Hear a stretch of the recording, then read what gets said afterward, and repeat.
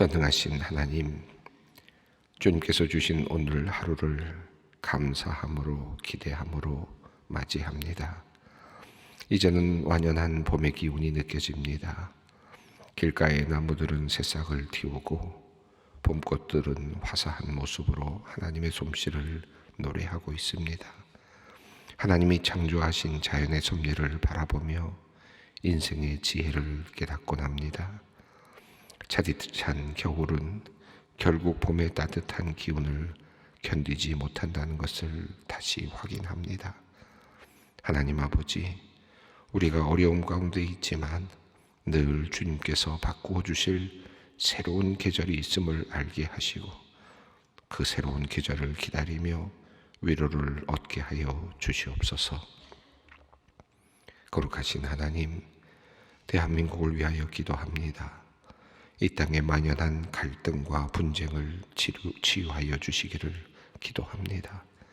온 국민이 한마음이 되어 통일된 한국을 꿈꾸며 다음 세대를 준비하기 원합니다. 이 땅에 폭력이 발붙이지 못하게 해주시옵소서.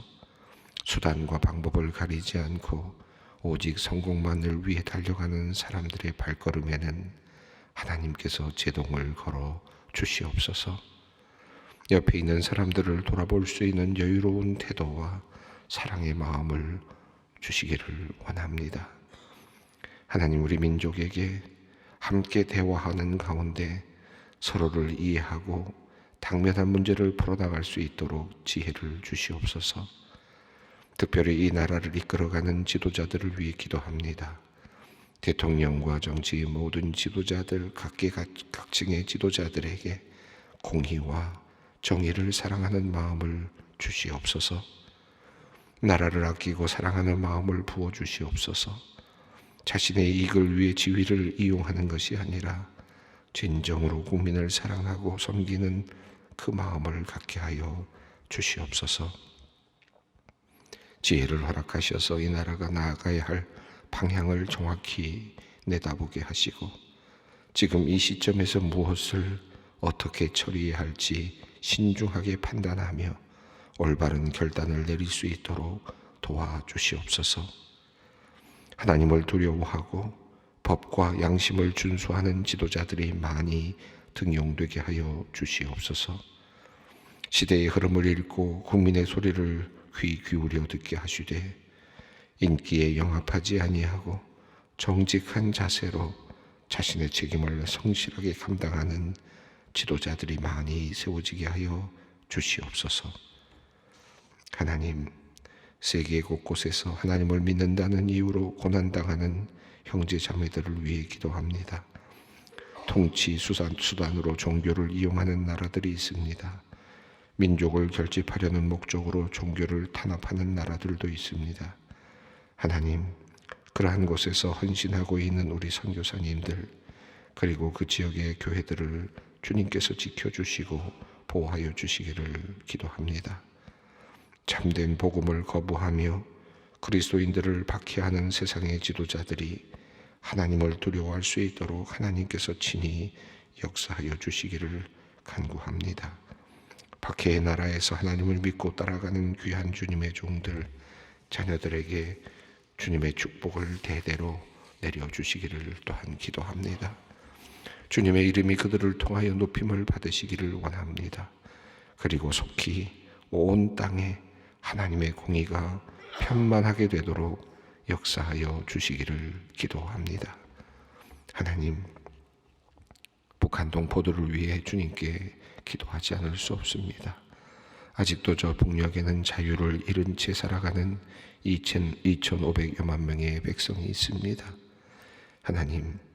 하나님을 믿고 섬길 자유가 없는 북한 땅에서 살아가는 백성들을 긍휼히 여겨 주시옵소서.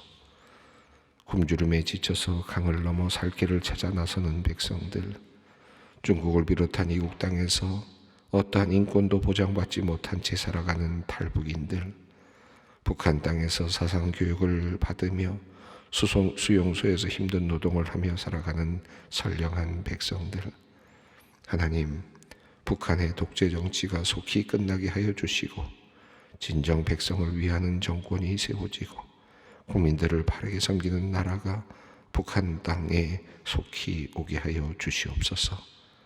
온전한 평화 통일이 이 땅에 속히 이루어지도록 역사하여 주시옵소서. 공의로우신 하나님, 고난 중에 죽어가는 동포들, 성도들을 불쌍히 여겨 주시옵소서. 하나님을 적대하는 이념들이 이 세상에 참으로 많이 있습니다. 공산주의 유물사상에 빠져서 하나님을 대적하는 이들에게 하나님의 살아계심과 역사하심을 친히 나타내 보여주시기를 기도합니다. 만모니즘에 빠져 세상의 활락을 즐기며 돈과 욕망의 노예가 되어 살아가는 이들에게 하나님의 살아계심을 또한 능력을 드러내 보여주시옵소서. 무신론적 회의주의에 빠져 허무한 삶을 살아가는 이들에게 하나님의 뜻을 열어 보여주시고 삶의 용기와 활력을 허락하여 주시옵소서. 하나님, 오늘은 대한민국의 22대 국회의원을 선출하는 선거일입니다. 이제 대한민국의 미래를 주님의 손에 맡깁니다. 모두가 소중한 한 표를 하나님의 마음으로 행사하게 하시고 또 이 나라의 소망을 기도로 심게 하여 주시옵소서. 선거를 통하여 하나님의 역사하심과 살아계심을 우리 모두가 깨달을 수 있도록 주님께서 모든 절차와 과정 그리고 결과에 함께하여 주시옵소서. 하나님, 소망의 성도들을 위해 기도합니다. 여러 가지 일로 실망한 성도님들이 있습니다. 사업의 일로, 가정의 일로, 교회의 일로, 그리고 자신에 대하여 실망하여 마음이 상하는 사람들에게 하나님께서 자비로우신 손을 내밀어 주시고 그들을 붙잡아 일으켜 세워 주시옵소서. 부활의 주님과 더불어 새로운 삶을 시작하는 놀라운 역사가 그들에게 임하게 하여 주시옵소서. 이제 말씀을 듣습니다. 살아계신 진리의 말씀, 생명의 말씀을 우리를 깨우쳐 주시옵소서. 몸과 마음 모든 것이 새로워지는 시간이 되도록 역사하여 주시옵소서. 우리 주 예수 그리스도의 이름으로 기도드리옵나이다. 아멘. 오늘의 말씀입니다. 베드로전서 4장 17절로 19절 말씀입니다. 베드로전서 4장 17절로 19절 말씀을 함께 봉독하겠습니다. 하나님의 집에서 심판을 시작할 때가 되었나니 만일 우리에게 먼저 하면 하나님의 복음을 순종하지 아니하는 자들의 그 마지막은 어떠하며 또 의인이 겨우 구원을 받으면 경건하지 아니한 자와 죄인은 어디에 서리요. 그러므로 하나님의 뜻대로 고난을 받는 자들은 또한 선을 행하는 가운데 그 영혼을 미쁘신 창조주께 의탁할지어다. 아멘. 이제 고난이 다가오고 있을 때, 또 고난을 당할 때, 무엇보다도 그냥 일반적인 삶의 고난의 차원을 넘어서서 그리스도를 믿는다는 그 이유로, 하나님을 따른다는 그 이유로 고난을 받을 때 그 고난을 이상하게 여기지 말라라고 하는 말씀이 이어졌습니다. 연단하고 또 너희를 연단하려고 오는 불시험이라고 이렇게 표현하면서 이 시험은, 이 어려움은, 이 고난은 우리를 연단시키는 것이다 라고 하는 그 의미를 이야기했죠. 이 고난이 왔을 때, 그리스도를 믿는다는 이유만으로 고난을 받을 때 이상하게 여기지 말고 도리어 즐거워하라, 기뻐하라 라고 그렇게 말씀을 하였고, 또 너희는 그렇다면 복 있는 사람이다 라고까지 이야기를 하였습니다. 그리고 어저께 읽었던 마지막 말씀은 너희가 그리스도인으로 고난을 받을 때 부끄러워하지 말라라고 하는 말씀을 하셨습니다. 물론 우리가 여러 가지 다른 이유로 고난을 받을 수 있지만 그것은 의미가 없는 그런 거죠. 우리의 죄값을 받는 그런 의미이겠습니다. 살인이나 도둑질이나 악행이나 남의 어떤 것을 또 해하여서 얻게 되는 그런 고난들은 사실 우리가 의미도 없고 또 받을 필요도 없는 고난입니다. 또 만약에 그것 때문에 받게 되는 고난이라면 마땅히 또 받을 수밖에 없는 고난이겠습니다. 여기서 말하는 내용은 그리스도인으로 고난을 받을 때 죄 없다, 우리가 어떤 죄를 지어서가 아니라, 세상의 죄를 지어서가 아니라 예수를 믿는다는 그 이유 때문에 박해를 받을 때 도리어 그것은 이상한 것이 아니고 도리어 기뻐할 일이다. 그리고 이것은 하나님의 복이다 라고까지 이야기를 하였습니다. 이 16절 말씀이 이제 복음, 그리스도인으로 고난을 받을 때 부끄러워하지 말아라. 자, 도리어 하나님께 영광을 돌리라 라고 했는데요. 이 오늘 본문 17절은 거기에 대한 이유를 달고 있습니다. 왜냐하면 이라는 그런 의미를 담아서 사실 16절과 17절은 연결되는 그런 내용이라고 할 수 있겠는데, 16절과 17절이 연결된다는 의미는 12절부터 있는 모든 내용이 함께 연결되는 내용이라고도 할 수 있겠습니다. 자, 그러니까 우리가 고난을 받을 때, 그리스도 때문에 고난을 받을 때 이상히 여기지 말고 도리어 즐거워하고 기뻐하고, 그리고 또 우리가 복이라고 생각하고 부끄러워하지 말아라. 왜냐하면 이라고 하는 말로 연결이 되는 것이라고 할 수 있겠습니다. 물론 중간중간에 이유가 나왔습니다만은 또 오늘 17절에도 또 다른 한 가지 중요한 이유가 우리에게 전달이 됩니다. 17절 말씀을 읽겠습니다. 하나님의 집에서 심판을 시작할 때가 되었나니 만일 우리에게 먼저 하면 하나님의 복음을 순종하지 아니하는 자들의 그 마지막은 어떠하며. 여기서 마지막 한 가지를 이제 이야기하는데요. 흥미로운 주제가 등장을 했습니다. 17절이 굉장히 중요한데 17절, 18절의 이 내용이 우리들에게는 언뜻 보면 익숙하지 않은 개념일 수는 있습니다만은 지금 베드로 사도는 구약에 있는 아주 특별한 개념을 하나 가지고 오고 있습니다. 이게 무슨 뜻이냐면, 간단하게 편하게 말씀드리면 이 그리스도인들이 고난을 이 세상에서 받는 것은 심판을 받는 것이다 라고 하는 그런 개념입니다. 조금 어려운데요. 우리도 심판을 받는다라는 것인데, 이 구약에 어떤 내용이 있느냐 하면 하나님께서 심판을 하실 때 그 심판이 성소에서부터 시작이 된다. 그리고 하나님을 믿는 백성으로부터 시작이 돼서 그 다음부터 모든 백성들에게 심판이 이제 이어지는 내용이 나옵니다. 이 성경에 여러 곳에 그런 내용들이 나오는데요. 특별히 에스겔서 9장 5절로부터 6절에 성소로부터 이제 심판이 시작되는 장면이 나오고 있고요. 또 예레미야서 25장 29절에도 내가 내 이름으로 일컬음을 받는 성에서부터 재앙이 내리게 할 것이다 라고 하는 내용이 또 나오고 있습니다. 자, 그러니까 성소에서부터 시작해서 하나님의 집에서부터, 하나님의 성소에서부터 시작해서 이제 심판이 이루어지는데, 하나님을 믿는 백성으로부터 이제 심판이 지나가는 거예요. 그런데 당연히 그 심판은 아무래도 하나님의 자녀들로부터 시작이 되기 때문에 그들은 구원을 받는 그런 과정에 있겠죠. 그러나 심판이 그들에게도 면제되는 것은 아닙니다. 다시 말하면 테스트는 있는 겁니다. 검증하는 시간은 있는 거죠. 이 검증의 기간이 있고, 그리고 나서 그것을 통과한 다음부터 이 성소에서부터 시작해서 심판이 이어지는 그런 내용들이 나옵니다. 스가랴서 13장 9절에 보면 3분의 1을 남기는데 3분의 1을 남겨서 그 연단하는 금과 같이 만들 것이다.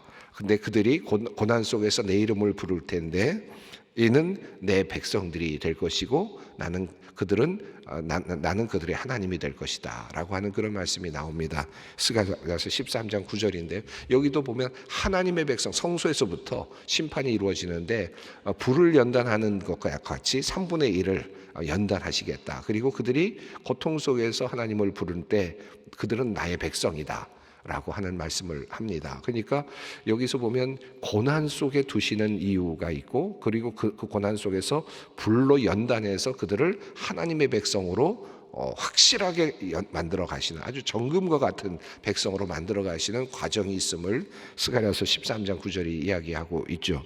말라기서 3장 1절로부터 3절도 성소 앞에서 이제 심판이 시작되는데 누가 그 앞에서 서겠느냐 라고 하는 그런 내용의 말씀이 있습니다. 성소에서부터 심판이 시작된다. 우리로 말하면 교회에서부터, 여기서부터 심판이 시작되는데 그 앞에서 누가 감히 설 수 있겠느냐 라고 하는 그런 말씀이에요. 이게 구약에 나오는 상당히 많은 곳에 나오고 있는 심판의 그 시작점입니다. 그러니까 악한 곳에서부터 심판이 시작된 것이 아니라 저 주변에 있는 어떤 뭐 술집이라든지 어떤 곳에서부터 심판이 시작되는 게 아니라 성소에서부터 심판이 시작이 된다라는 개념이 구약의 그 개념입니다. 그러니까 성소가 안전한 지역은 아니다. 당연히 그렇죠. 인간 중에서 어느 누가 성소에 있다고 한들 하나님 앞에 온전히 쓸 수 있겠습니까? 하나님이 아니라면 하나님의 아들 예수라면 모르겠지만 어느 누가 성소에 숨어 있다고 한들 그가 심판에서 면제가 되겠습니까? 이게 그런 면에서 본다면 구약에서 나오는 이 개념은 굉장히 우리에게 굉장히 의미를 줍니다.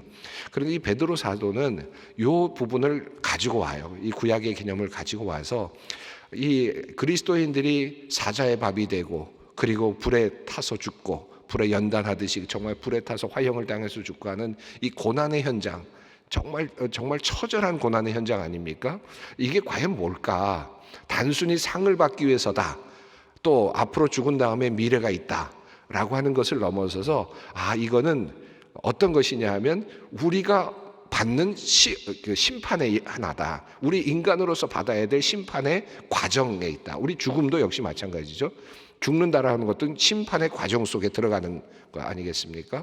그런데 하나님께서 그를 다시 살리셨듯이, 예수를 살리셨듯이 우리를 다시 살리신다는 믿음을 갖게 되는 것, 이게 우리 신앙의 핵심인 것처럼 베드로는 지금 그들이 받고 있는 고난은 결국은 우리 인간이 받아야 될 심판의 한 부분에 해당될 수 있다라고 하는 것이고, 또 한편으로는 성소에서부터 시작되는 이 심판은 그들을 불로 연단해서 금으로 만드는 하나님의 놀라운 섭리하고도 연결되어 있다. 그러니까 이것은 단순하게 이 고난이 그냥 그 없는 것이 아니라 이 고난은 우리에게는 심판의 의미도 있고, 더 나아가서 우리를 더 성숙하고도 아름답고 정금같이 나오게 하는 하나님의 섭리 안에 들어있다라고 하는 관점에서 이 부분을 이제 이 말씀을 합니다.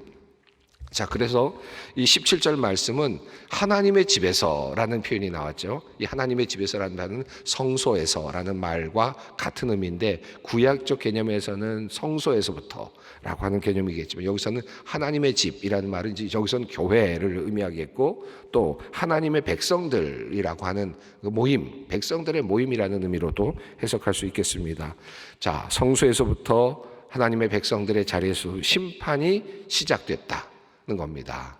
자, 그래서 결국 이제 하나님의 심판은 이미 시작된 것이고, 그리고 그 자리는 어디서부터냐 하면 바로 성소, 하나님의 집에서부터 심판이 시작이 되었는데, 그들이 지금 사자의 밥이 되고 불에 타서 죽고 하는 이 고난의 현장에 그들이 정말 참혹하게 죽어가지만, 그러나 그것은 하나님의 심판의 자리를 통과해서 하나님의 구원의 길로 가는 길목에 있다 라고 하는 것입니다. 자, 그렇게 보았을 때 어느 누구도 그 길을 벗어나기는 어렵죠. 우리 모두가 다 죽음이라고 하는 하나님의 심판을 결국은 거치게 됩니다. 그렇죠? 우리 모두가 예수 그리스도를 구주로 믿고 우리는 영생의 그 축복을 받았지만 우리는 죽음이라고 하는 그 길을 가야 됩니다. 그것은 인간에게 주어진 숙명적 심판이죠. 그런데 그것을 통과해야만 그 후에 하나님께서 살리시는 이 부활의 경험, 하나님의 능력을 경험합니다. 이것을 우리는 믿고 있는 거죠.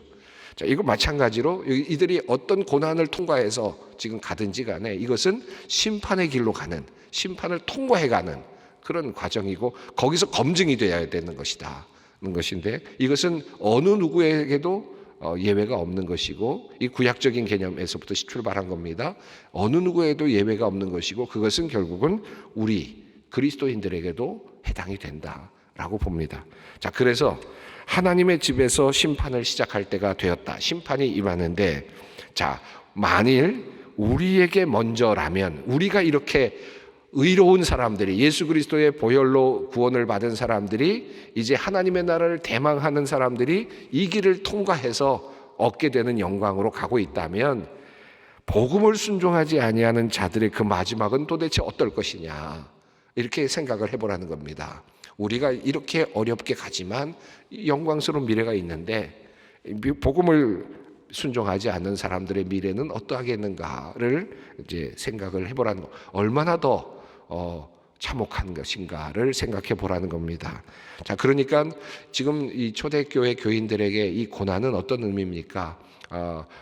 이상한 일이 아니고, 그리고 또 기뻐할 일이고, 하나님의 심판이 있기 때문에, 하나님의 상급이 있고, 하나님의 나라가 이미 준비되어 있기 때문에 감사하고, 그리고 기뻐할 일이고, 또 하나님의 영이 우리 위에 있기 때문에 복받은 일이고, 그렇지만 또 한편으로는 우리는 심판을 통과하는 과정 속에 있는 것이다 이라고 하는 사실을 알려줍니다.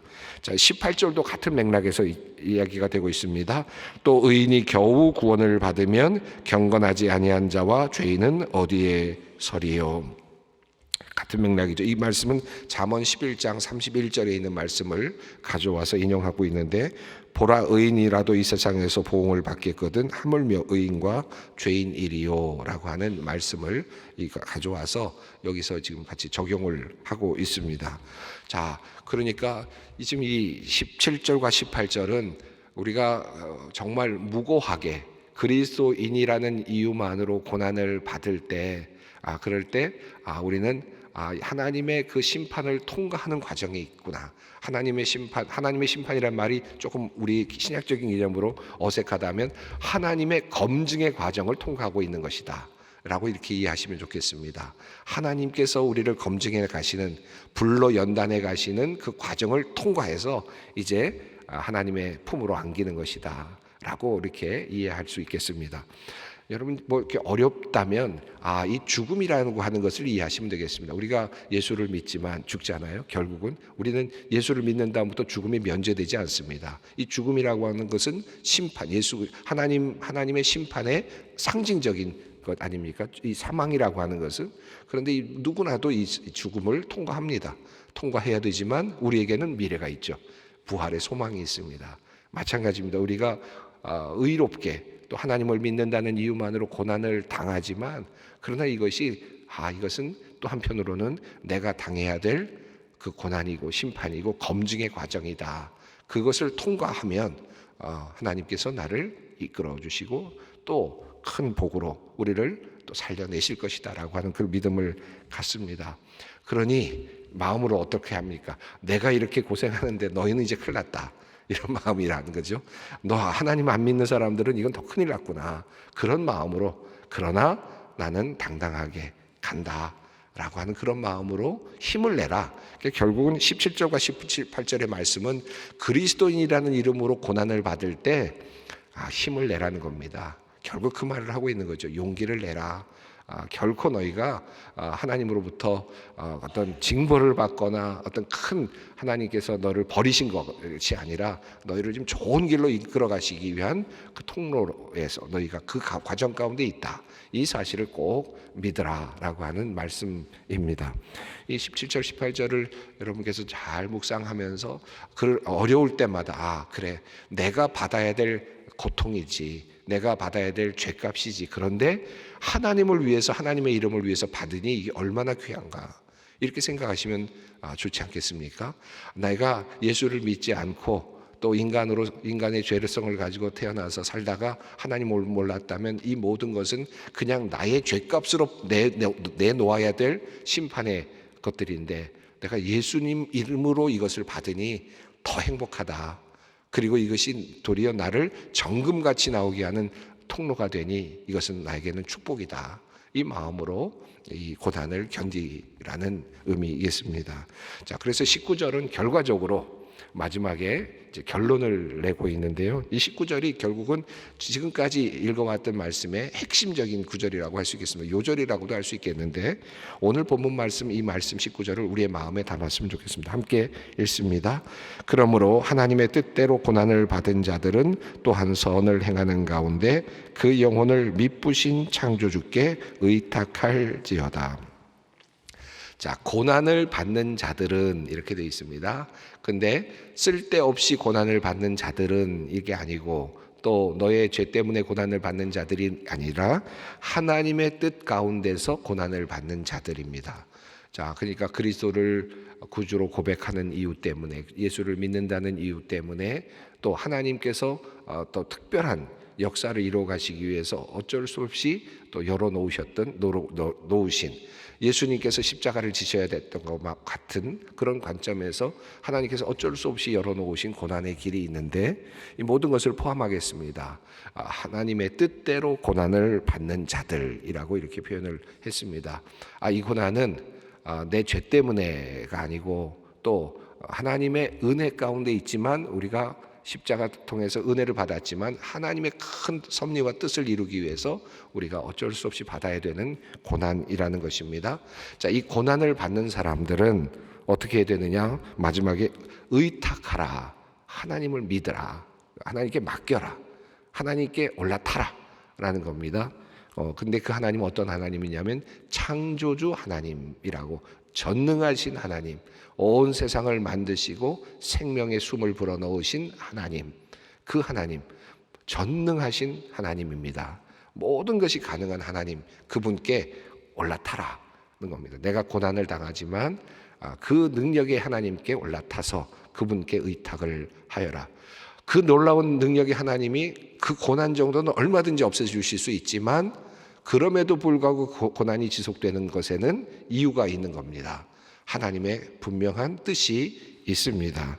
그래서 그 하나님은 어떤 하나님이냐 하면 미쁘신 하나님이라고 이렇게 했습니다. 미쁘신 창조주 하나님. 근데 여기서 창조는 능력이 많으시죠. 미쁘다라는 말은 신실하다라는 의미입니다. 신실하신, 믿음직한, 믿을 만한 분이시다. 그러니까 그 믿을 만한 능력이 있는 하나님이 지금 우리에게 고난을 그냥 놓아두신다면 그것은 뜻이 있는 거다 그런 거죠. 자, 그러니까 그때는 하나님께 맡기고 거기 올라타서 그 고난의 길을 가야 됩니다. 그 고난의 길을 가는데 고난이 언제 올지도 모르고 또 언제 왔다가 갈지도 모르지만 그저 살아가는 우리 모든 인생은 선을 행할 뿐입니다.